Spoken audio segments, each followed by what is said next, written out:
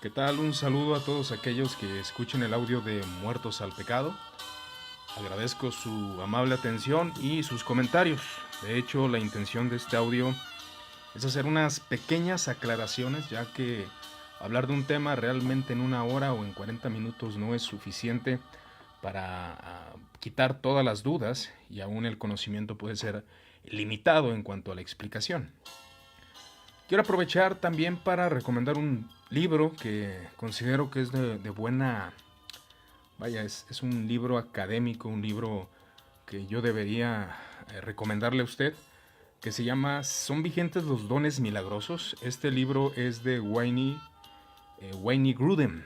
Wayne Grudem, que es uno de los escritores más consumidos últimamente, de los últimos tiempos, el cual tiene libros bastante considerables, del cual recomiendo plenamente este libro. En este libro se menciona lo que son los puntos acerca de los dones espirituales, cuáles son las posturas que se abrazan dentro de la iglesia. Esta página está enfocada a hablar lo que es la eclesiología de la iglesia, en el sentido de lo que la iglesia ha creído a través de los años. En este momento no me voy a meter a tantos datos históricos, sino voy a considerar los comentarios de uno de los expositores de este libro. Algo que me llama la atención de este libro y que se me hace correcto es de que para la escritura de este libro, para la redacción de este libro, lo que se hizo fue que se citaron varios cristianos de diferentes posturas con el fin de que cada uno explicara la postura que tiene. En este caso el libro empieza con la explicación del exponente llamado Richard B. Gaffin Jr., el cual es de la postura cesacionista. Y me parece interesante porque en el libro se considera que no se van a utilizar los ataques conocidos. Ataques bastante conocidos dentro de la iglesia, que cuando tú no abrazas una postura teológica, lo primero que haces es atacar de manera, digamos, maliciosa muchas veces, porque pensamos que nosotros comprendemos la postura del otro. Pensamos que la entendemos y por consecuencia debemos de atacarla, debemos derrotarla. Y esa es la intención de muchos cuando no están de acuerdo con una postura teológica. Voy a hacer una serie de estudios referente a este tema, el cual comenzará primero con el cesacionismo, después veremos el continuismo y las ramas del continuismo. Porque son ramas, hay diferentes posiciones. No solamente hay una, hermanos, y eso es importante de considerar. De hecho, cuando usted está leyendo este libro, las posiciones que comienza a desglosar y los comentarios que comienza a decir Grudem, que en este libro no se van a considerar argumentos como los siguientes: los carismáticos y los pentecostales no son cristianos evangélicos. Ese es un argumento que no se va a leer en el libro. Está enfatizando cómo estos ataques, y cabe mencionar que el escritor Grudem y los escritores que están, avalados, que escribieron todo lo que es este libro, son filósofos, son eruditos, son maestros académicos, los cuales debemos de considerar como personas con una opinión más equilibrada referente a ese punto. Algo que se ve en los niveles académicos es de que las personas no hacen caricaturas o pretenden no hacer caricaturas acerca de las posiciones teológicas de otros. Eso ya es otro nivel, hermanos.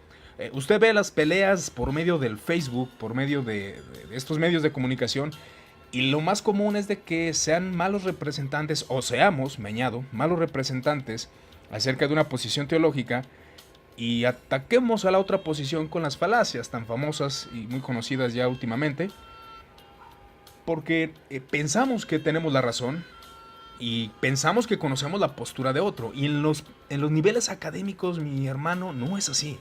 En los niveles académicos es de una forma en el cual hasta los académicos piden disculpas cuando hablan mal acerca de un punto de vista de otra postura.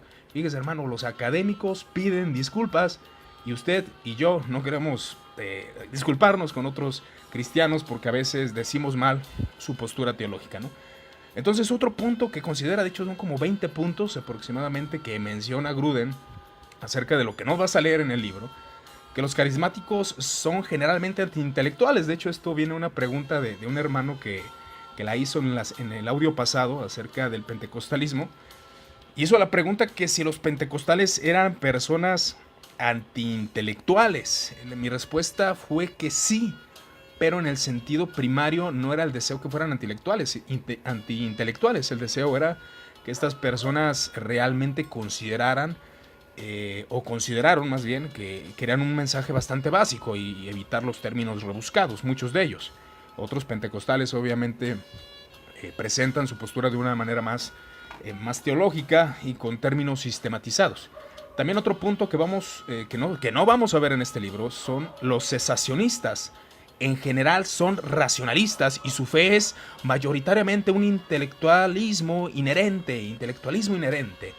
Tampoco van a escuchar eso y leer eso en el libro.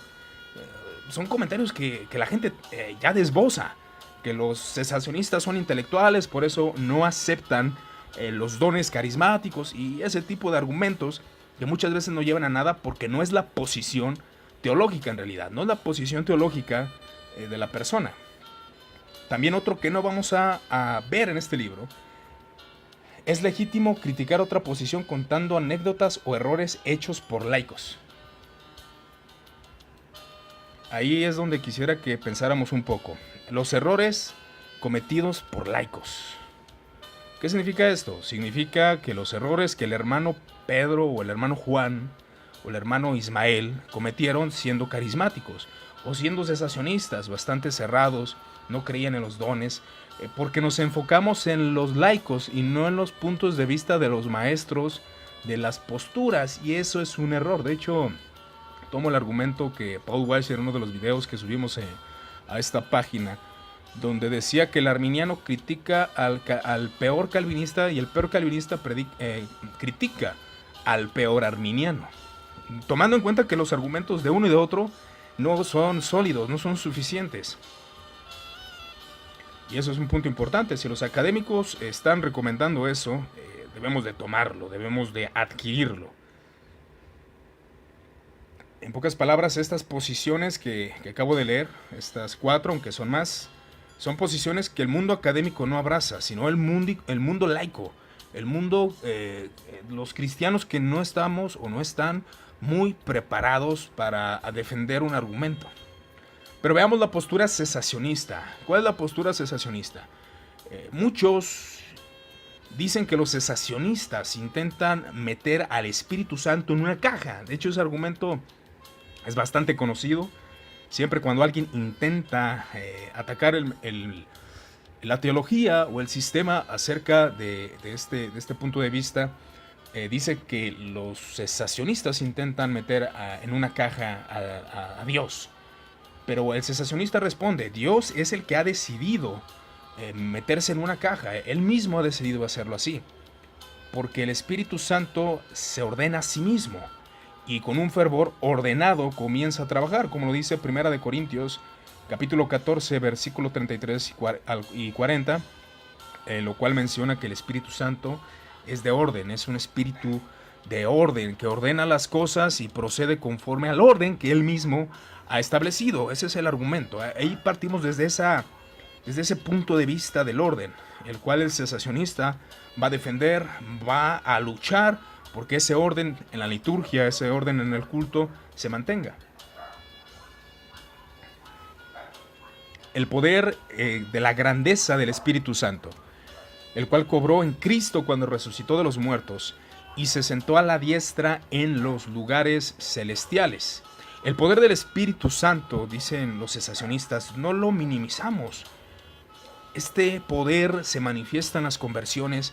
El Espíritu Santo procede, el Espíritu Santo no se detiene, el poder del Espíritu Santo está vigente. Ese ya sería una falacia aquellos que acusan al sistema cesacionista al referirse que dudan del poder del Espíritu Santo. No, el poder del Espíritu Santo está para realizar las conversiones, para obrar como obró por medio del poder del Espíritu Santo, para resucitar a Cristo de entre los muertos y sentarlo a la diestra de Dios. Así que no se debe de abandonar, dicen los argumentos cesacionistas, la sumisión al Dios trino de la Biblia.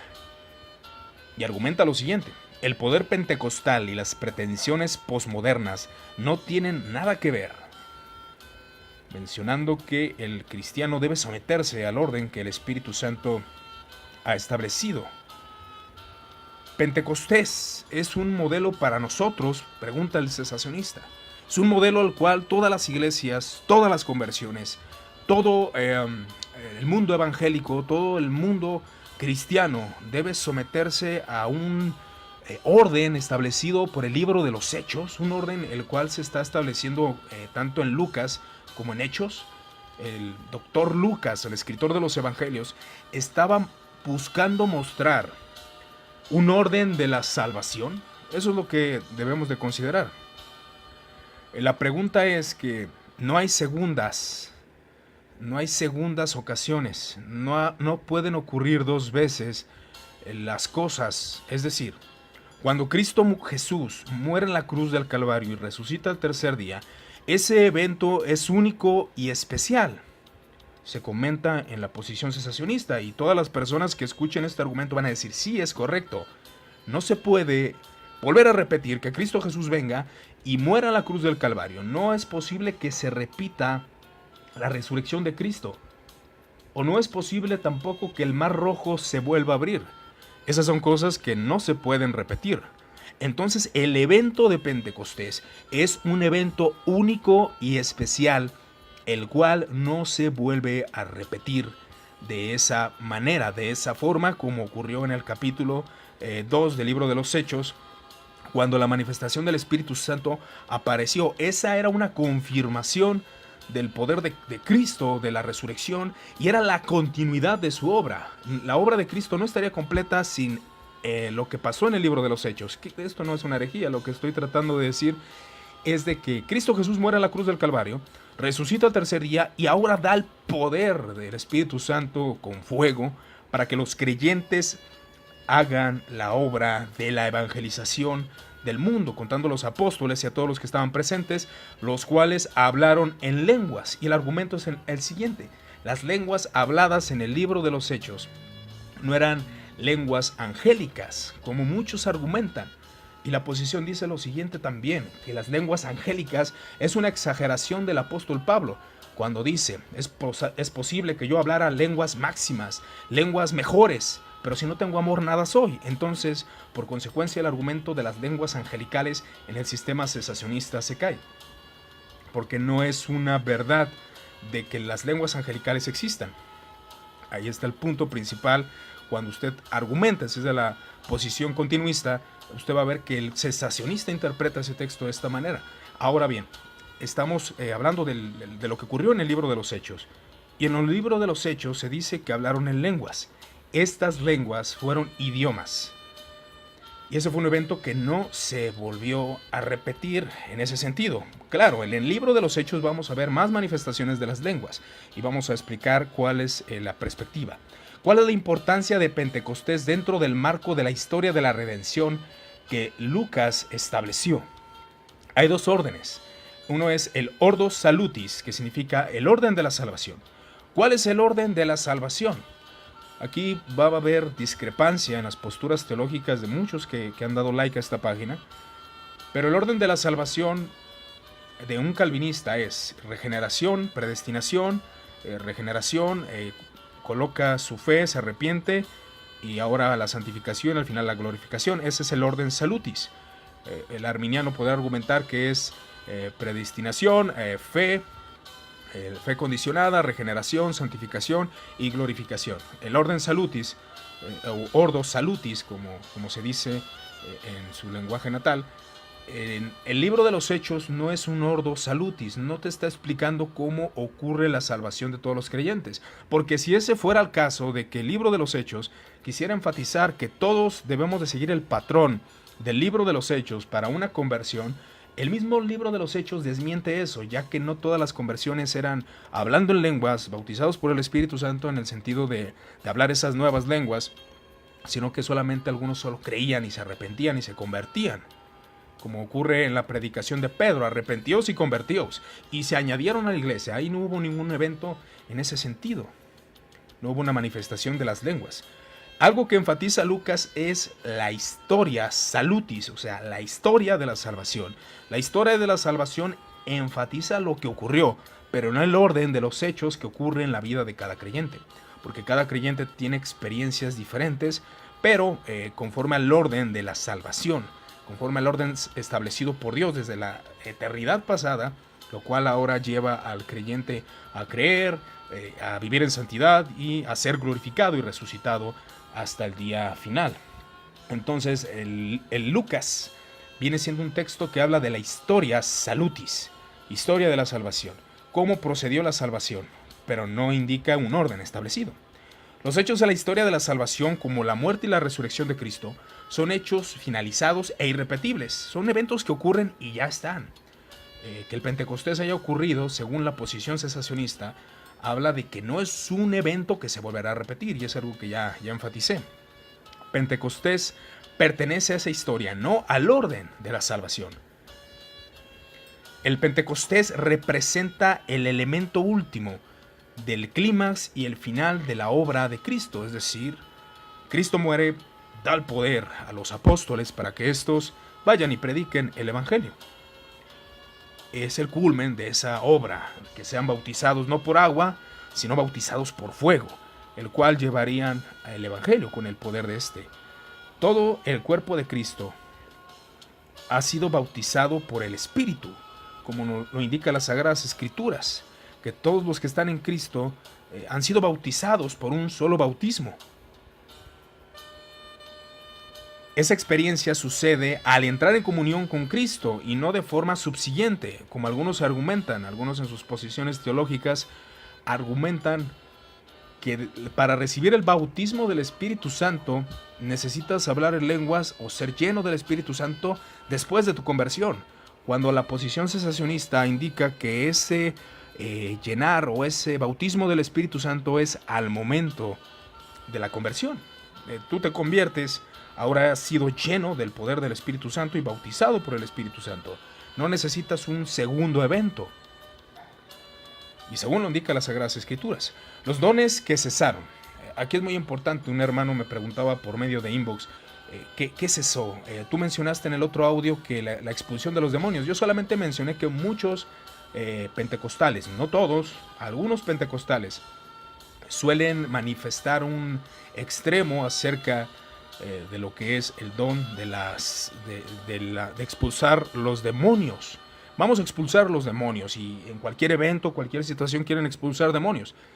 Y hay cristianos, y pregunta, ¿cuál es la posición cesacionista? La posición cesacionista en cuanto a los demonios indica que después de que Cristo Jesús murió en la cruz del Calvario, quiero aclarar, espero que escuche el audio el joven que me preguntó, cuando Cristo Jesús muere en la cruz del Calvario, Cristo Jesús vence el poder de los demonios, los derrota, y por consecuencia comienzan a haber ciertas manifestaciones en el libro de los Hechos. Sí hay manifestaciones, están derrotados, pero ya no con la misma frecuencia, con el mismo poder, con la misma autoridad. Ya no, los demonios han sido derrotados. En el libro de Hechos se ve algunos eventos de expulsión de demonios, pero son pocos a comparación de los evangelios, a comparación de lo que los evangelios muestran. ¿Correcto?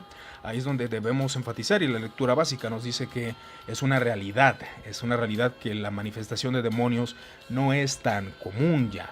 Ahora, en nuestros tiempos, según la posición cesacionista, ¿un demonio se puede manifestar? La respuesta es sí, sí se puede manifestar. ¿Qué debemos hacer? Expulsarlo en el nombre de Jesús, pero no es algo común.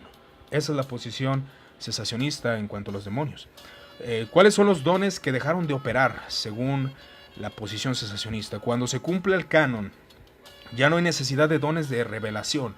¿Para qué necesitamos dones de revelación?, argumentará. ¿Qué tal, Gat Yamata Pacheco? ¿Cómo se llama este hombre? ¿A qué hombre te refieres, Gat? ¿A qué nombre te refieres? Igual, si gustas ponerlo en los comentarios, Gat, si eres tan amable. Entonces, hablando de este punto, vemos que hay ciertos dones que la posición cesacionista afirma, que son los de 1 de Corintios, del verso 6 al verso 10, donde habla de los dones de revelación y dones de inspiración y dones de sanidades, los cuales ya no operan de la misma forma, ya no operan de manera que obtengas una palabra de conocimiento que venga de para que la iglesia sea guiada, para que la iglesia se manifieste en ese orden. Creo que se refiere. Ok, me llamo Iván Rubio, hermano. me llamo Iván Rubio para servirte. Entonces, hablando de este punto de vista, un saludo a Emanuel también. Saludos a todos mis hermanos. Gracias por estar escuchando el audio. Entonces, igual cualquier pregunta, hermanos. También esto no es una plenaria. Igual podemos interactuar si desean hacer alguna pregunta. No es grabación, hermano, es en vivo. Es en vivo, pero cualquier duda, cualquier pregunta que quieran manifestar, estamos abiertos. Aún discrepancias, conozco que hay muchos continuistas en esta página y por consecuencia igual los puntos de vista teológicos se aceptan. Dice Edgar de la Cruz: según los escritos patrísticos, el don de lenguas ya no opera opera de una manera común. Policarpo creo que fue el último en dar registro de este don. Saludos, bro, José Yao. Eso lo comenta Edgar de la Cruz. Y Gad dice: perfecto, un saludo. Sí, entiendo que nos mantengamos neutros. Algo que quiero comentar, y usted, como escuchará al principio del audio, recomendé un libro de Grudem, donde se hablan las 4 posiciones. Y hay algo que dice muy interesante. Y es una postura que al menos en esta página queremos mostrar. La iglesia tardó bastante tiempo en formular lo que es la doctrina de la Trinidad. No se podían poner de acuerdo. Entonces, como iglesia es común que tengamos discrepancias en estos temas. Y creo que algunos apoyarán mi punto de vista, que son temas secundarios. Pero voy a explicar por qué motivo los secesionistas tienen puntos a su favor en cuanto a su teología. ¿Por qué motivo? Por los excesos que causa el continuismo muchas veces. Falsas profecías, falsas lenguas, falsos milagros, engaños y traiciones, ¿por qué no decirlo? Y ese ha sido el problema de muchos laicos, cabe enfatizar, de laicos y también de predicadores, que no tienen un conocimiento. De hecho, vamos a ver el continuismo, hermanos. Aquellos que abrazan el secesionismo a lo mejor ahorita están aprobando, asintiendo, pero también vamos a ver lo que es el continuismo. Vamos a ver las posiciones del continuismo, las cuales son las siguientes que no mencioné. El libro menciona lo que es el cesacionismo. Después vamos a ver la segunda posición, que se le conoce como la abierta pero cautelosa. Abierta pero cautelosa. Y también vamos a ver lo que es la tercera ola, que es ya donde se encuentran los neopentecostales. Pero fíjese, la tercera ola, lo que es estos predicadores, si no me equivoco, como Cash Luna, entre otros. Después menciona a los carismáticos y pentecostales. Hermano mío, no es lo mismo. No son lo mismo. Hay que respetar las posiciones teológicas de otros. No hay que generalizar. Entonces esas posiciones son las que vamos a observar. De hecho, las vamos a ver en cuatro partes y conforme al orden que acabo de citar. De hecho, ese libro, estos comentarios son del libro. También comentarios de un servidor. Pero me estoy basando en esto. Dice Gat: de hecho, el cesacionismo reformado histórico es el neutro. Ahora la posición moderna es extrema, ¿no? La posición de algunos, sí, algunos llegan a negar que Dios proceda a milagros. Y de hecho es la posición cesacionista de que sí hay milagros, pero de manera providencial. Dios sana de manera providencial. ¿Y Emanuel es de la tercera ola? Sí, es correcto, es de la tercera ola, hermano. Entonces, mencionando 1 Corintios capítulo 12, versículos 6 al 10, hablamos de los dones de profecía, los dones de revelación, los dones de discernimiento de espíritus, todo diverso género de lenguas o otra interpretación de lenguas. Y estos dones, según el cesacionismo, ha cesado. No están vigentes de la misma forma que el libro de los Hechos. Y hace la pregunta en el libro: entonces, hermano cesacionista, preguntará el continuista, ¿qué hay de las segundas experiencias en Hechos? ¿Qué hay de las segundas experiencias? ¿Qué hay de Cornelio, que habló en lenguas? ¿Qué hay de todos aquellos que hablaron acerca de ese punto y las lenguas que se manifestaron? Lucas trata de enfatizar el hecho del poder del Espíritu Santo, y Lucas va a hablar de la manifestación del Pentecostés y del poder continuo en el libro de los Hechos. Eso es una realidad. pero los eventos no se repiten. Las lenguas no fueron manifestadas de manera de la misma forma siempre. Hubo algunas diferencias. El fin de Lucas, el fin de este hombre, era mostrar ese culmen de la obra salvadora. Ofrece eventos históricos, no en el presente de la salvación. O sea, ofrece los eventos históricos, pero no cómo se manifiesta la salvación en las personas. Debido a Pentecostés, nosotros experimentamos la obra del Espíritu Santo. El Pentecostés, según la posición, abrió las puertas a lo que nosotros ahora manifestamos, que somos bautizados por el Espíritu Santo, somos regenerados, transformados y conversos, pero ya no de la misma manera. El cesacionismo, sin embargo, sí que cuestionó los dones de sanidad y de hacer milagros, como son descritos en 1 Corintios, capítulo 12, del 9 al 20, hayan sido dados en la actualidad. Ya se niega que hayan sido dados en la actualidad. Pero vuelvo a repetir, esto no es una negación de los milagros, también es una falacia en contra del cesacionismo, que se dice que el cesacionismo niega los milagros. No los niega, niega que procedan de la misma manera que en el libro de los Hechos, en el sentido que sea repetitivo. Puede variar y de manera providencial como Dios obra, como Él actúa. Y podemos ver un ejemplo de eso. Vemos el libro de los Hechos y consideramos las obras de gran poder que el Espíritu Santo hizo por medio de los apóstoles y por medio de Esteban y por medio de muchos cristianos. Pero el punto es de que Santiago presenta una manera muy diferente de sanidad. Él dice, oren, quizás sane. Ahí vemos la diferencia. ¿Por qué no se aplicó un don de sanidad en las personas de la iglesia de Santiago? Los dones de revelación son los que han cesado. Los dones de profecía, los dones que a muchas iglesias varían cómo es la profecía. Algunos dicen que la profecía es de que el hermano está orando y en un momento llega la palabra que le dice, ve con el hermano y dile que haga esto, que haga lo otro. Dile al hermano que no se sienta afligido. Y se oye bien, a veces son palabras alentadoras y con buena intención. Pero ¿será un don de profecía realmente o una buena intención del hermano? Es algo que se puede cuestionar. Al quedar completa esta revelación fundacional, la revelación del libro de los Hechos, también del canon bíblico, y también del papel fundacional como testigos, los apóstoles, y junto con ellos los profetas, aquellos profetas de la iglesia, y los dones de revelación desaparecen de la vida de la iglesia porque el canon ya está completo.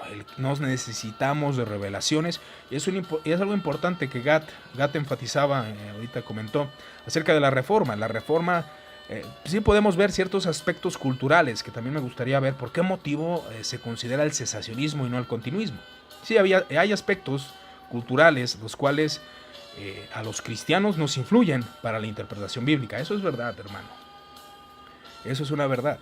Entonces, la profecía ya no era tan continua. Desaparece de la vida de la iglesia.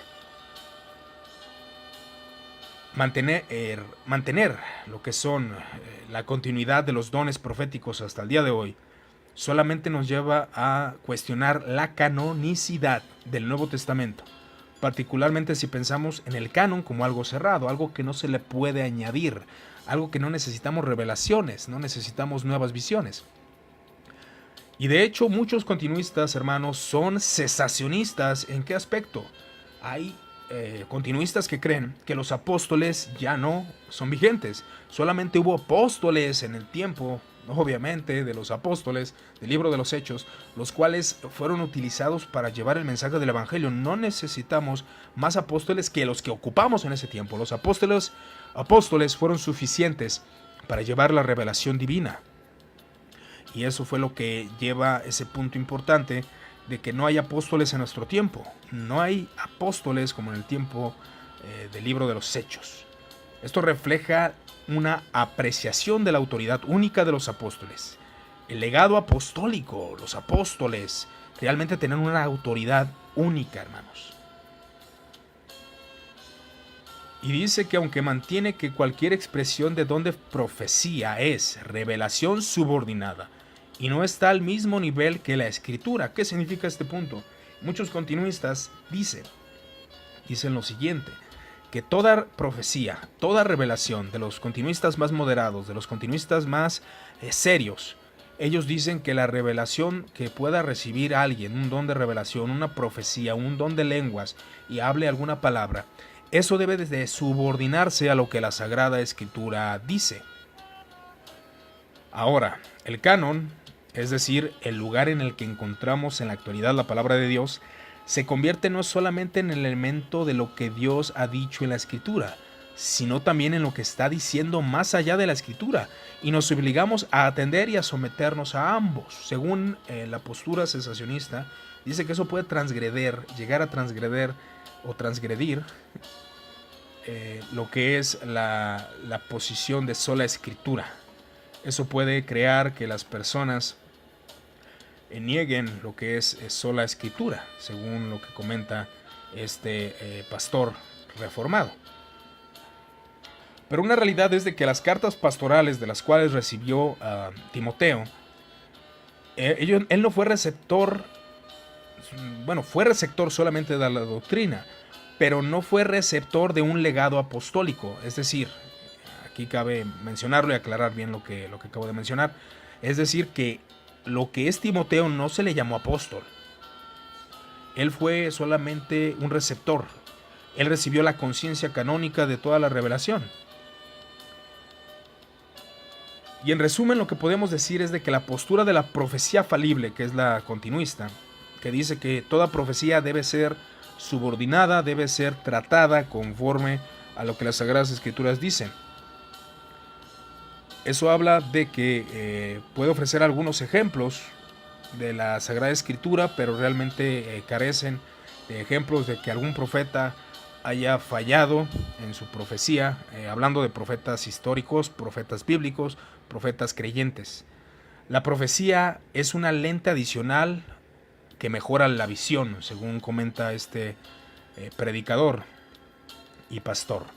Y dice la siguiente cita del libro: la Biblia, como revelación canónica, documenta fielmente por su alcance, no por su extensión.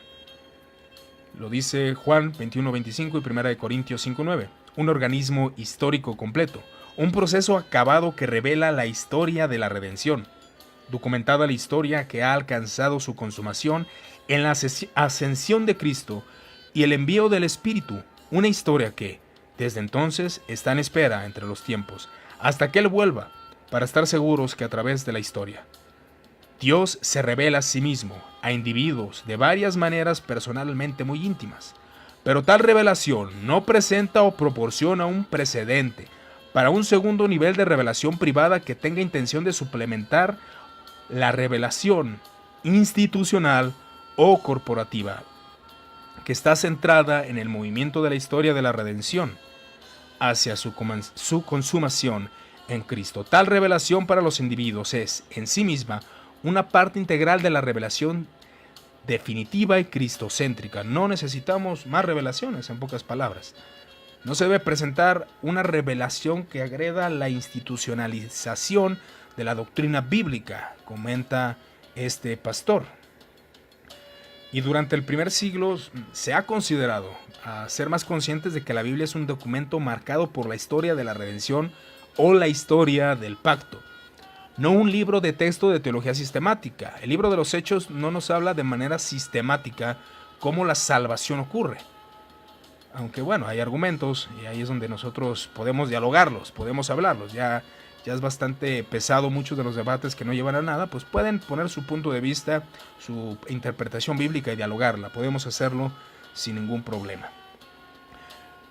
Entonces vemos que tampoco es un manual de ética trazado, sino que tú tienes que leer toda la Escritura para de él sacar lo bíblico acerca de la ética, como se ha tratado al menos en la práctica. Muchos quieren leer algo que atañe su vida moral, abren la Escritura en cualquier libro en Job y no encuentran nada porque tienen que buscar en la Escritura cuál es el orden de la moral. No es un manual dogmático, sino un libro histórico espectacular. Eso es muy importante de considerar. Y ellos mencionan el versículo de 1 Corintios 13 del 8 al 9, el cual dice lo siguiente: el amor nunca deja de ser, pero las profecías se acabarán y cesarán las lenguas y la ciencia acabará. Porque en parte conocemos y en parte profetizamos. Menciona varios dones en este texto: profecías, lenguas, los dones de ciencia, todo cesará. Sé que hay una interpretación continuista que habla del evento de la parusia, es decir, del advenimiento de Jesús al final de los tiempos, pero la interpretación cesacionista dice que este texto habla del punto de que cuando se cumpla el canon bíblico, cuando se cumpla la revelación genuina y general del canon, ya no se necesitan estos dones. La vida de la iglesia dice lo siguiente: no todos los dones han cesado. No todos los dones han cesado. Un cesacionista te va a decir, no todos los dones no han cesado. Hay dones que continúan, dones de maestros, dones de pastores. No todos los dones han cesado. Pero el Nuevo Testamento, como ha tratado de mostrar, ofrece guías. Algunos dones, como el don profético, funcionaron como parte del principio canónico. En ese tiempo no se tenían las escrituras. Era necesario que alguien comenzara a hablar y fuera guía para la iglesia. No se contaba con Biblias como el día de hoy. Entonces, el principio canónico de la iglesia durante el periodo fundacional en los documentos del Nuevo Testamento estaban siendo escritos con su finalización, la terminación del canon. Tales dones han cesado. Es lo que se enfatiza realmente acerca de la cesación de los dones. Y como hemos mencionado, no es una negación de milagros, no es una negación de eventos providenciales. El cesacionista no niega eso, pero como se mencionó en este audio y alguien me hizo el favor de comentar, hay cesacionistas más extremos. Siempre va a haber gente más extrema en cuanto a la postura teológica.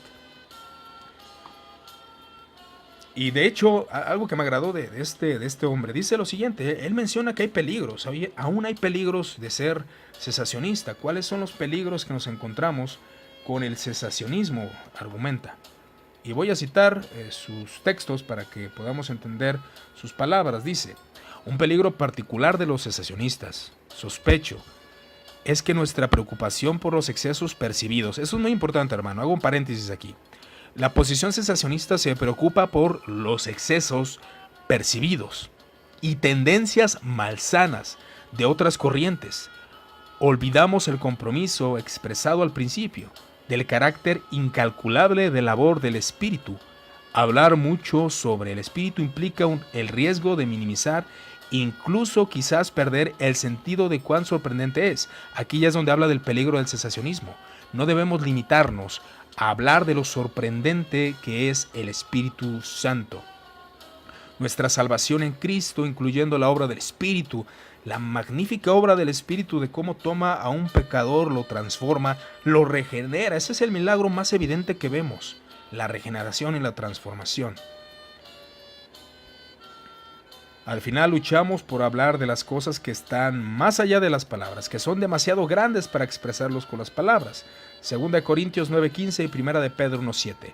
La teología que cesa de ser arrastrada de forma más o menos espontánea hacia la doxología, como lo dice Romanos capítulo 11, 33 al 36, necesita ser reexaminada. La iglesia tiene que evitar ese tipo de cesacionismo, el tipo de cesacionismo que falla, el tipo de cesacionismo que cae en el error, negando verdades del Espíritu. Qué bueno es ser objetivo, hermano. Qué bueno es autocriticarse su postura teológica. Y dice: pero el peligro más grande de mi postura es el mismo al que se enfrentan las demás posturas. Toda postura tiene peligros, toda postura tiene errores. Por más bíblicos y celosos que queramos ser, hermano, por favor, usemos el sentido común. Pero el peligro más grande de mi postura, dice, me refiero a violar lo que aparece en 1 de Corintios 4, capítulo 4, versículo 6. No sobrepasar lo que está escrito, no sobrepases lo que está escrito, ya que es el principio que debe de aplicarse en la iglesia hoy en día. Y esto fue una evidencia de la Reforma Protestante, ya que la Reforma Protestante no quería encontrarse con interpretaciones extras. El descubrimiento de la claridad que es que la Biblia se interprete a sí misma. La Biblia se interpreta a sí misma fue un vaso de agua en medio de un desierto para muchos reformados. Muchos de aquellos que abrazan la posición cesacionista, que viene siendo la posición de la Reforma Protestante. Bueno, mis hermanos, esto es de manera básica. No sé si tengan alguna duda, algún comentario que quieran desbozar. acerca de este tema del cesacionismo. Como les vengo comentando, iremos tratando otros temas, iremos hablando acerca del continuismo y de las posiciones que varían. Este es el primero, el cesacionismo. Igual podemos mencionar alguna base bíblica. También hablaremos de la posición abierta pero cautelosa. La tercera ola, los carismáticos y pentecostales, vienen siendo esos 4 puntos en 4 audios de manera sencilla. Si usted desea indagar acerca de este tema de manera más profunda, pues un libro que les recomiendo, que ya mencioné al principio, pero vuelvo a citarlo: Son vigentes los dones milagrosos, de Wayne Grudem. De hecho, de ahí tomamos muchos de estos comentarios que acabo de citar. Y también hay un libro que es distribuido por Peter Master y es de John C. Whitcomb, de el fenómeno carismático, igual para poder entender los dones carismáticos, cómo son vistos desde una postura cesacionista. El libro pertenece a los bautistas particulares. Entonces, no sé si tengan alguna duda, mis hermanos, algún comentario.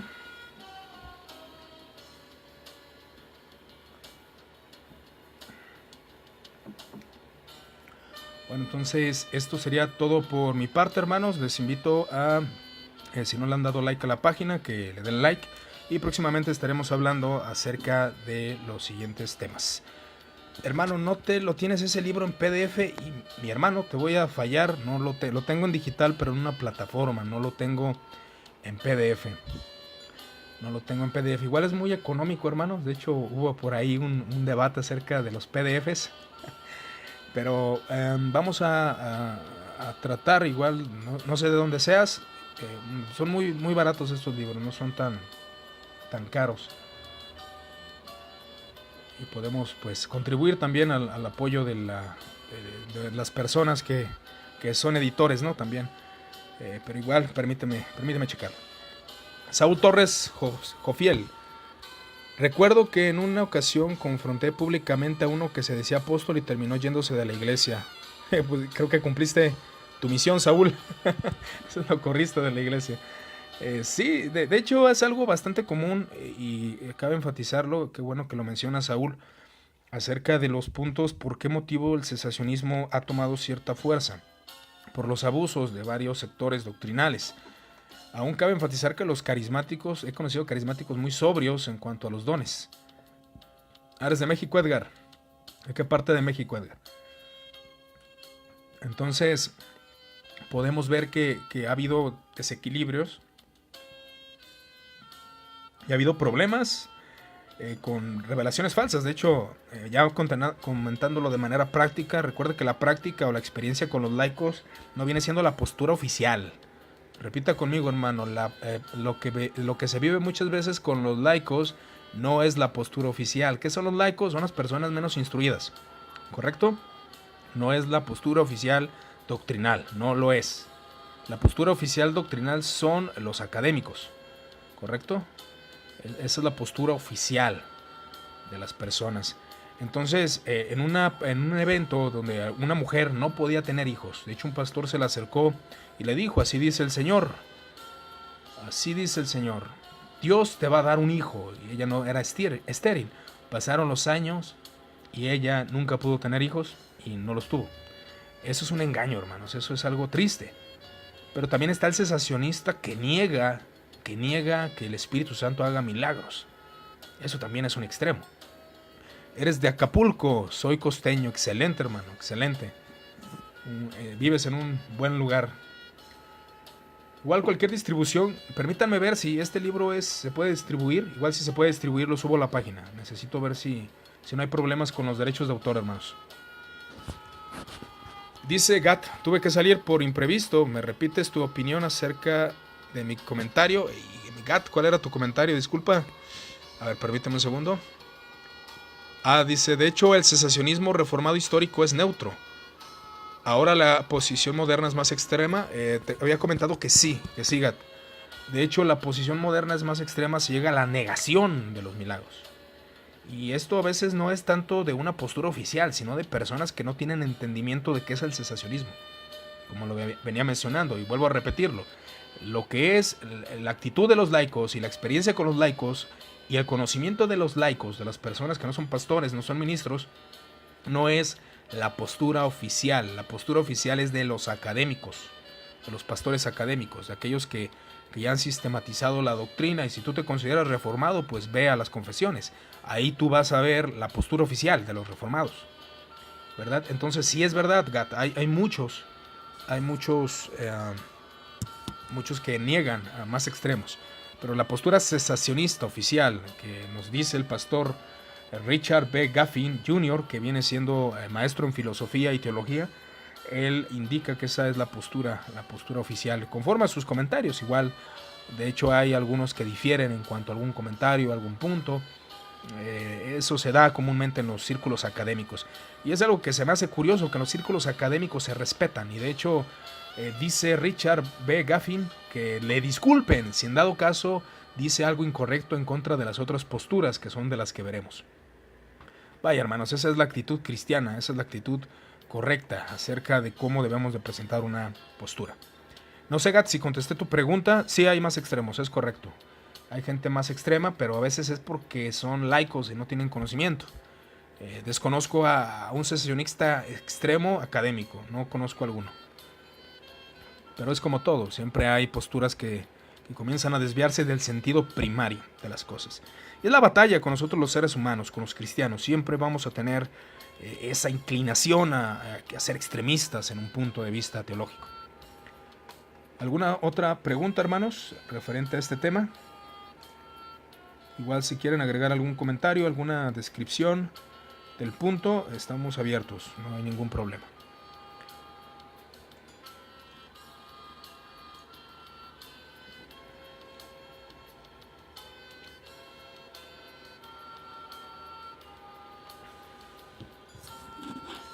Dice Gad, uno donde comparó la obsesión pentecostal con el error de la mis católica. Pues la Iglesia Católica cuenta con ciertos errores, demasiados errores, como todas las iglesias. A veces nos vamos a un extremo y negación de muchas cosas. Ok, no sé si era tu pregunta, Gat. De hecho, bueno, era acerca del cesacionismo, ¿no? Si era extremo o no era extremo. Pero igual, si gustas, cualquier comentario, cualquier duda que no haya aclarado aquí, pueden mandar un inbox. Y si tengo la respuesta, se las doy. Si no, permítanme estudiarla y dársela con un tiempo después. Bueno, esto viene siendo todo por mi parte, hermanos. Gracias por su atención. Cualquier cosa, estamos a sus órdenes. Que Dios los bendiga.